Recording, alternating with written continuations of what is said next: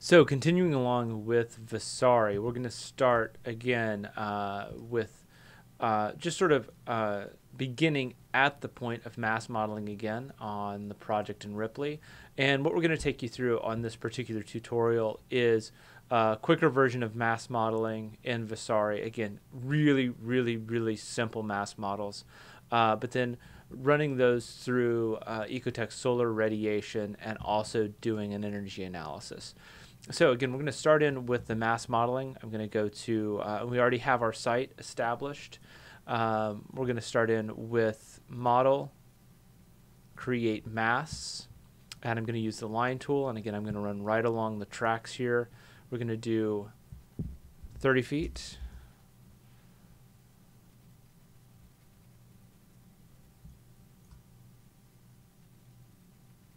By 20. And then I'm going to go ahead and form that off as a square.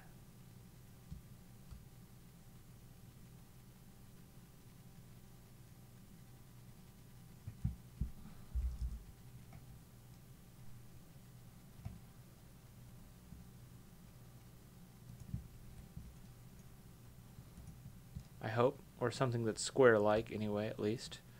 And we'll extrude that up.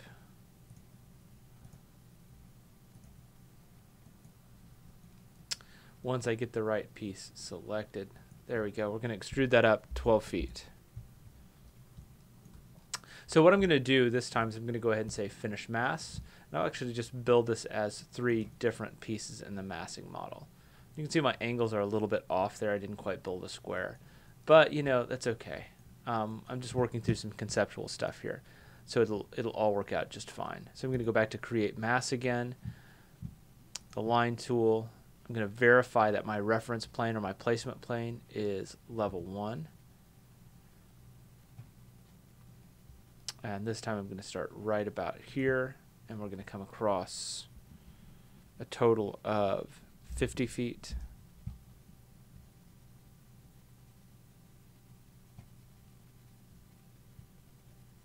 Then we're going to come across 30.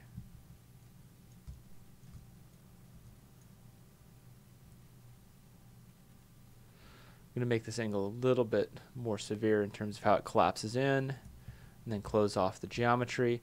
And again, if you notice that geometry, as soon as it's closed off, it's making a surface for me that I can extrude. The next one will try and break that process just a little bit. We'll actually create a piece of geometry that isn't closed off and look at how we can create a form out of that. So that's the centerpiece of this project. I'm going to do one more quick form that's a smaller piece that works on the side. So again, model, create mass. And on this one, I'll draw this one in as sort of a series of lines. So I'm going to start here and we'll go 20 feet over by 30. And I'll actually put this in a little bit. I'm just going to leave that as 3 lines, and I'm going to use the back grip here to make sure that those volumes are overlapping. And what I'm going to do next is I'm going to add this line in to complete.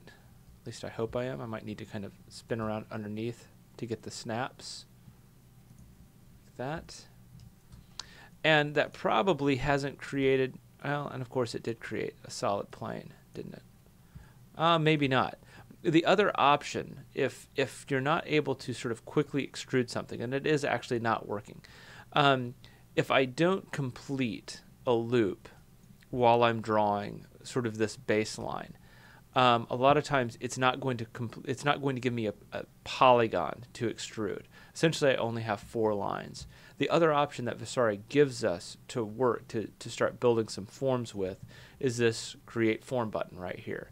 So with those closed lines, I can just hit create form. Oh, well, maybe I can't. It's saying it cannot do it. Let's see if we can determine why.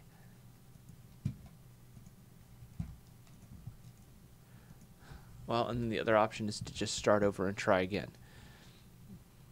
For those of you new to 3D modeling, starting over and trying again is not an uncommon part of the process. So let's go over 20, over 30,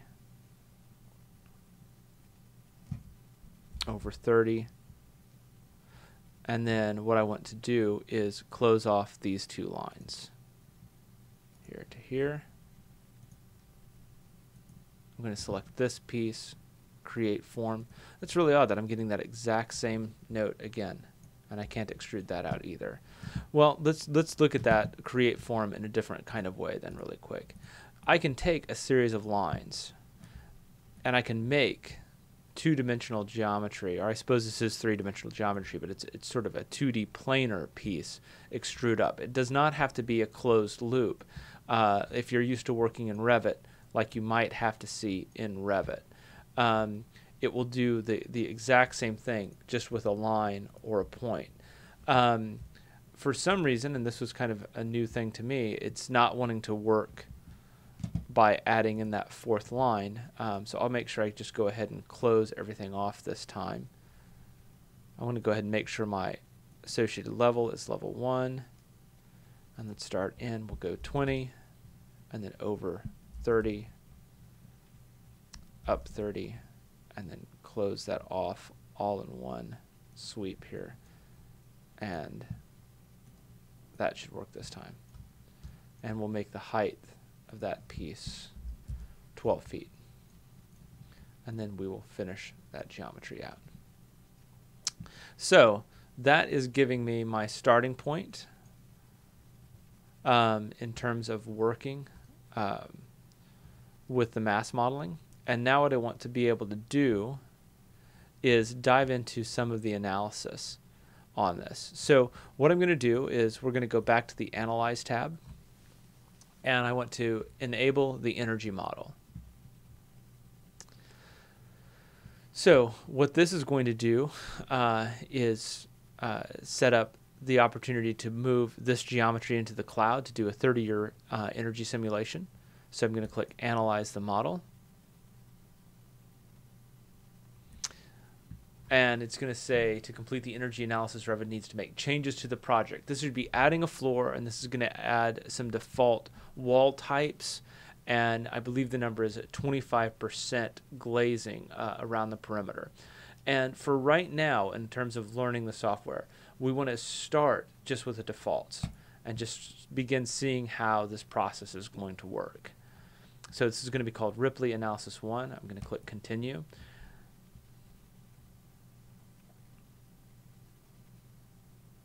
And you're really quickly going to see the changes and modifications that have been made to the project. First of all, it's gotten rid of most of the overlapping. It looks like there's still a little bit of stuff that's happening in there in terms of how it's perceiving zones and spaces. But all of that's okay. None of that's going to have a major bearing on this project that's, in that 4,000 to 5,000 square foot range. Having a reasonably sloppy model, again, especially while you're learning the software, is okay. It will be just fine. So while that's cooking, and actually it's done cooking, which is kind of interesting already. Usually it takes about 5 minutes or so to get results back. We're going to go on and look at solar radiation. One of the nice things about doing these calculations in the cloud is once it's submitted, it takes a few seconds to submit and upload. Your computer is free to keep working as it always has been. Again, the upload process, make sure that you are logged in up at the top. If you're not logged in, it'll give you a message and say, please log in before you can submit. But that is your connection to your Autodesk 360 account that's going to be holding all of the data. So let's switch this over before I pull up the results, and let's do one other thing. Because again, usually it's a couple of minutes before you get the results back. I'm going to go ahead and look at solar radiation as well. Now this should give me an error message to show the mass form. And so that's a note to select the right display version of your model right here. So I'm going to go ahead and click Close, and we want to say Show Mass Form. And that should allow me to start the solar radiation module. So in looking at the solar radiation, we might start simply by looking at some of the most extreme conditions. So I'm going to go ahead and under the sun study time. Now we know we already have latitude and longitude set. So the altitude and azimuth of the sun will be based on our location, which for what we're working on is Ripley, Tennessee right now. So we're just going to go ahead and modify the date and time, and you can do that with these three little dots right here. So I'm going to switch this to summer solstice. I'm going to change the time. Let's change it to, say, 3 p.m. And I'm going to click OK and Analyze. And then I'm going to use Analyze all faces in a view. If you're working on a really complex project, there might be a time where you only want to analyze a specific surface. In that case, you could select a surface, run the Analyze, and it will only cook on that one. But we want to go ahead and do this in such a way that we can see everything being worked on. So I'm going to close that, and I'm going to move the diagram closer to the model. And I want to make sure I'm orbiting so that I'm really conveying the information that's the most relevant. So we know, sun at 3 p.m. on the summer solstice. That's some of the most intense sun that the building's going to experience. That's coming out of the southwest angle, something about like this. And you can actually sort of see the shadow lines created here and here. That gives you some indication. So I really might want to use a view to export something like this, where I can see both the chart telling me how many British thermal units per square feet we have, as well as the key readouts associated with the area on the building. Now there is there is a method of exporting the model, a view from the model. But typically what we've found is more successful is actually exporting a print screen. It's just what you see is what you get, which is kind of nice. So we'll walk through that really quick. So I'm going to hit the print screen button. Opening up Photoshop in the background here. I'm going to hit the print screen button, and then I'm going to drop into Photoshop and simply say, this is CS5 by the way, so if you're on 6, it's slightly different, but I'm going to do File, New, OK, and then Edit, Paste.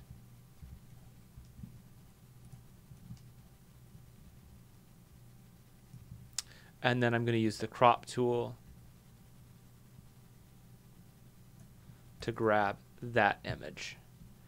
And I'm going to do a File, Save As, and I'm just going to call this one, I'm going to be very specific with the naming, Summer Solstice 3P, JPEG format. Save. Now, back in Vasari, I can go to Results and Compare. This is going to pull up the data that we ran in the cloud. And I'm going to click on Ripley Analysis 1. And here are the energy results for the building with the default settings. Of the things to note, this is my current energy use. That is energy potential. And so you can see, if we work the organization of the building, if we work the potential energy, what we want to see is that potential for a carbon footprint zero out or perhaps even improve. So those things that we can start to do to cut energy use to maximize energy potential are how we're going to create a net zero energy building or a net zero carbon footprint building design. So scrolling on down, we've got heating loads, cooling loads, wind charts. The next step, we'll get into making specific time and date wind charts as well as wind simulation, monthly design data, so on and so forth. Everything that's related to those weather stations with that initial step where we grabbed the site location. Now the next thing that we want to do is we do want to export this, and I'm just going to be saving it as a PDF file. I'm just going to keep the name Ripley Analysis 1, using that one, remembering option 1, because the idea behind this is that we want to be able to create multiple options as we work through it. I'm going to click Save, and now what I have is a version of this report that is unassociated with my Vasari file.